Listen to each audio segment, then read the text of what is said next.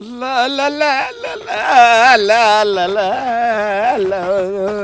काकी, अरे राजू ते मला पहचान था? हाँ, मंगलू। अरे मंगलू नहीं रे, मंगलू पुलिस वाला। सुन लो गांव वालों, अब डरने की कोई जरूरत नहीं है, काबर की मंगलू पुलिस वाला आगे है, समझे?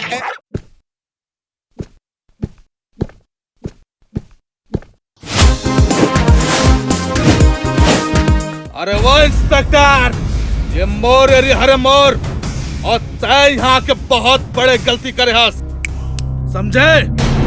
होही है तोर एरिया, लेकिन तय हम मोर एरिया में आतास।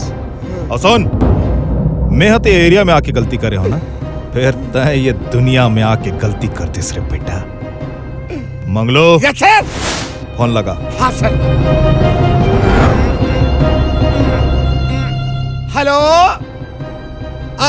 दुल्ला गांव के दारू भट्टी में जल्दी से एम्बुलेंस भेजो। अब कितने जन है इसको तो गिना नहीं हूँ, और क्या कंडीशन खराब हो सकता है ये हमारे साहब ऊपर डिपेंड करते, तो जल्दी से एम्बुलेंस भेज।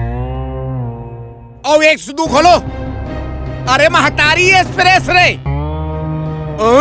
अरे रे रे रे, महतारी एक्सप्रेस कैंसल, ये तो नाम सुनते का दिल बरी हो गए रे।